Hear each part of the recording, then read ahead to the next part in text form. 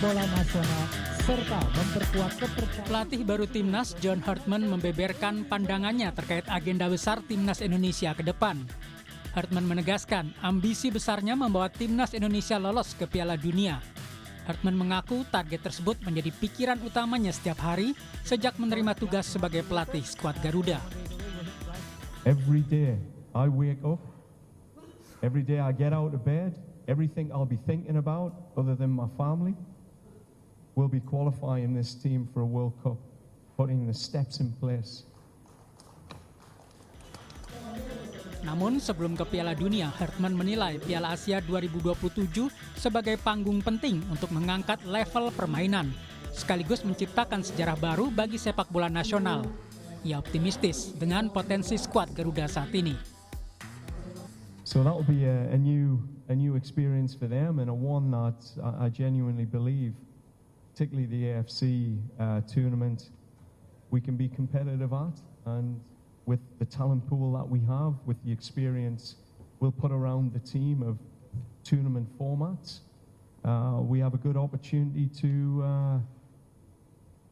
push our levels and create some history with our achievements. I think that's important. Analis sepak bola Haris Pardede meminta publik memberi kesempatan pada Hartman menunjukkan kualitasnya dalam meramu skuad Garuda. Pelatih itu bukan pesulap yang bisa membalikan telapak tangan dalam mengubah satu hasil. Tapi nanti kan kita lihat progresnya, Mbak Audrey. Ada bulan Juni, ada bulan Juli, dan seterusnya. Nah, dari rangkaian 1 tahun lah mungkin paling enggak, baru kita bisa menilai, oh, I think we are on the right track, atau kembali ke era kegelapan lagi, era Patrick Kluivert. Nah, jadi kita tenang-tenang aja, biarkan mereka bekerja, mereka pun jangan terlalu banyak bicara, nanti hasil di lapangan yang akan berbicara. Hartman menilai Indonesia memiliki potensi untuk tampil di level tertinggi sepak bola dunia. Menurutnya, bukan hanya dari sisi teknis, tetapi juga dari besarnya dukungan publik yang menjadi kekuatan tersendiri. Tim Liputan Kompas TV. PSSI memperkenalkan John Hartman sebagai pelatih baru Timnas. Pertanyaannya, bisakah pelatih asal Inggris ini membawa skuad Garuda ke level tertinggi, utamanya Piala Dunia 2030? Kami membahasnya bersama dengan analis sepak bola, Bung Wesley Tagalung, yang telah bergabung bersama kami di Kompas Petang. Selamat petang, Bung Wesley. Selamat petang, Mas Dev. Bung Wesley, kita ingat betul, salah satu pertimbangan dari PSSI adalah komitmen dari John Hartman untuk tinggal di Indonesia ketika sudah dilantik menjadi pelatih. Menurut Anda, ini adalah langkah pertama yang dilakukan oleh John Hartman? Saya suka kata-kata penegasan dari Mas Nasir, komitmen. Jadi komitmen dari pelatih oke, tapi kita harus belajar dari sejarah. Terkadang federasi yang tidak berkomitmen dengan kesepakatan dengan pelatih. Yang saya tahu, kayak pelatih sebelumnya, Sintayong, dia kecewa karena ada beberapa poin-poin yang tidak dipenuhi oleh federasi. Berarti kan soal komitmen.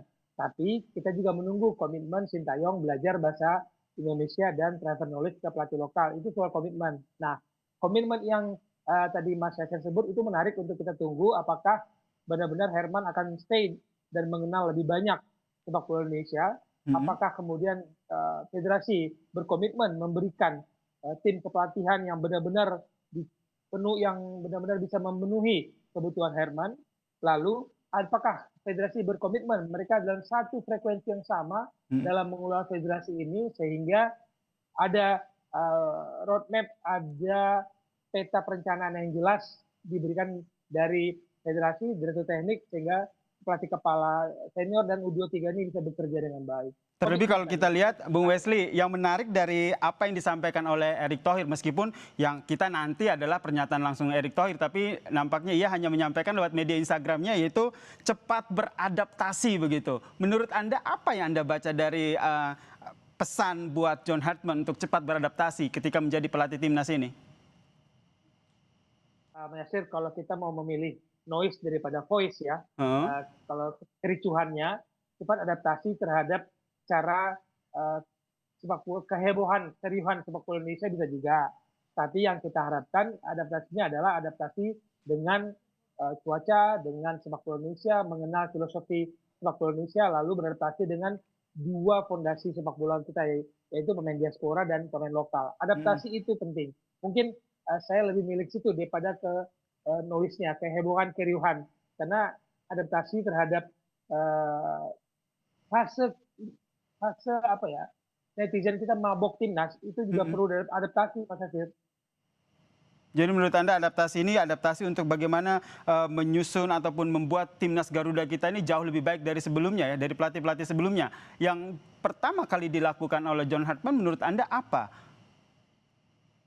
Pertama memilih staf kepelatihan. Nah, itu yang kita tunggu, apakah federasi memberikan staf kepelatihan yang mumpuni, yang benar, atau lebih kepada orang-orang yang mereka sukai, orang-orang yang dulu sempat ada gini, Mas Hasir. Mereka dipilih karena tidak banyak menuntut federasi, nggak ngeyel, nggak melawan. Jadi dipilihlah sebagai asisten pelatih dulu. Ada infonya begitu. Nah, apakah mereka yang diperlukan, yang dibutuhkan oleh John Hartman dengan kualitas kapabilitas mereka itu hal pertama yang menurut saya perlu. Oke, yang pertama tim kepelatihan ya. Yang kedua? Yang kedua dia mengenal sepak bola Indonesia.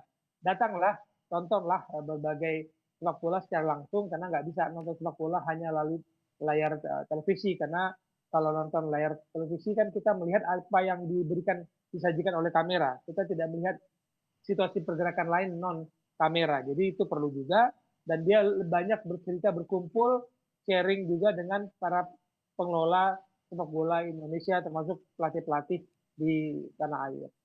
Nah, kalau kita ini kan masih berupa janji-janji begitu ya yang disampaikan oleh John Hartman. Yang tadi juga disinggung adalah John Hartman ini sangat kagum gitu dengan fanatisme supporter Indonesia. Kalau berbicara soal supporter, kita kan sempat kecewa. Mungkin Bung Wesi juga kecewa dengan hasil kita dengan kepelatihan yang baru. Apa yang menurut Anda harus betul-betul dibuktikan langsung kepada publik, kepada pencinta sepak bola tanah air oleh John Hartman? Saya berulang-ulang mengatakan untuk kategori tim senior, pembuktiannya adalah hasil, bukan pengembangan, bukan pembibitan, bukan progres. Jadi ini harus disampaikan dengan cara baik, komunikasi dengan baik oleh federasi, dan hasil di lapangan itu tidak bisa serta-merta instan didapat. Dia datang, lalu bulan Maret nanti tiba-tiba kita bisa menang lawan tim 100 peringkat 100 FIFA, lalu nanti di bulan Juli, Agustus kita bisa juara AFF. Iya, nggak serta-merta. Cuman itu kan itu harapan. Jadi adaptasi yang diminta Erick Thohir, Ketua Umum, bisa jadi itu adaptasi betapa beratnya, betapa tingginya tuntutan netizen, karena netizen mencari apa yang mereka inginkan, bukan apa yang mereka butuhkan. Dan ini adaptasi situasi pengelolaan sepak bola Indonesia, baik di dalam federasi, klub maupun supporternya, yang begitu mendambakan prestasi dan begitu besar kekecewaan kemarin ya, dan itu sebabnya saya menduga Pak Erick tidak berbicara banyak di dalam proses perkenalan pelatih baru ini. Kalau kita lihat di atas kertas, John Hartman oke lah membawa Kanada waktu itu ke Piala Dunia. Kalau menurut Anda dari pola kepelatihan yang nantinya akan diterapkan oleh John Hartman ini lebih mengacu pada mengadaptasi pelatih-pelatih sebelumnya atau bagaimana menurut Anda? Setiap pelatih punya filosofi bermain sepak bola yang dia senangi dan dia kuasai. Jadi ada dua pilihan, Mas Hasir. Apakah dia akan menerapkan filosofi bermainnya untuk diterima oleh para pemain, atau dia menyesuaikan karakter permainan sepak bola tim nasional Indonesia ini dengan filosofi yang dia punya. Jadi ada dua pilihan. Dan dalam waktu yang mepet, keputusan pelatih ini akan menentukan hasilnya. Apakah dia memaksakan filosofi dia atau dia menyesuaikan dengan amunisi yang ada dalam sepak bola Indonesia. Itu yang keputusan itu akan menentukan hasilnya nanti di bulan Maret dan bulan Juli. Apalagi seperti yang Anda sampaikan tadi ya, yang kita nanti adalah hasilnya, dan target paling dekat ini adalah Piala Asia begitu. Apa yang menjadi catatan Anda untuk pelatih baru kita ini? Bahkan saya lebih pendek lagi targetnya. Di AFF 2026 ini, Juli Agustus, itu adalah penghakiman, karena kita 6 kali masuk final nggak juara-juara. Nah, dengan kompetisi jadwal yang sudah berubah bulan pertengahan, dengan banyaknya pemain diaspora, dan banyaknya juga lagi saya dengar pemain diaspora ingin masuk ke Liga Indonesia, otomatis kalau nanti digelar Juli Agustus 2026, itu kita bisa full tim, kecuali sedikit pemain yang main di Eropa yang mungkin mereka juga sedang dalam pramusim, pre-season dengan klubnya di Eropa. Tapi yang kalau main di Indonesia nggak ada cerita, kita full tim dan harus juara. Nah, ini akan menjadi tekanan bagi John Herdman.